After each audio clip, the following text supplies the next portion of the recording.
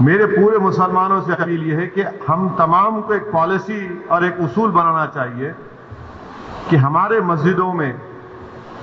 جو 65 سال کے اوپر ضعیف ہیں ان کو ہم روکے کم سے کم 1 جون کے پورے مہینے ختم ہونے تک، کیونکہ ان کے جسم میں امیونٹی کم ہو جاتی ہے، مختلف خدا نخواستہ اگر ان کو ڈائبٹک ہے، بیماریاں ہیں، تو باڈی میں وائرس سے مقابلہ کرنے کی طاقت کم ہو جاتی ہے۔ تو میں یہ اپیل کر رہا ہوں کہ 8 جون کو انشاءاللہ تو کھل جائیں گے، مگر کم سے کم جون کے ختم ہونے تک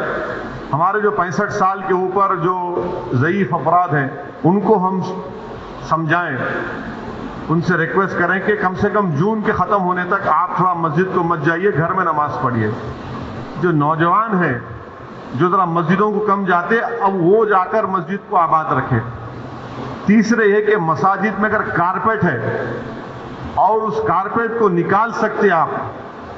تو فوراً نکال کر پتھر کے اوپر نماز پڑھنا چاہیے، کیونکہ کارپیٹ میں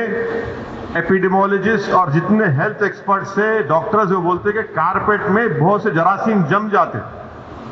اور اس سے ہو سکتا ہے کہ خدا نخواستہ کسی کو وائرس لگ سکتا۔ تو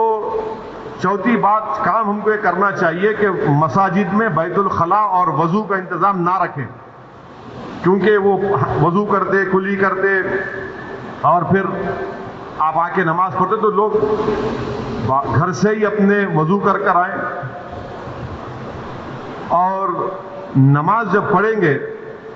تو نہیں معلوم مفتیہ اکرام کو فیصلہ کرنا ہے کہ اگر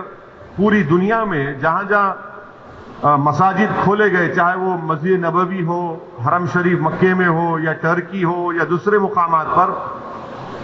ہمیشہ کی طرح جو کھندے سے کھندا ملا کر سب بنتی تھی ویسا نہیں بن رہی اب۔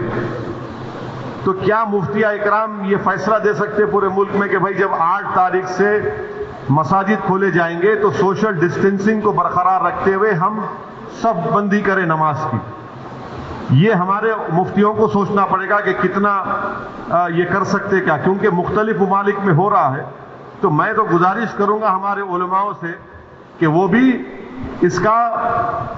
فیصلہ کر لیں، مگر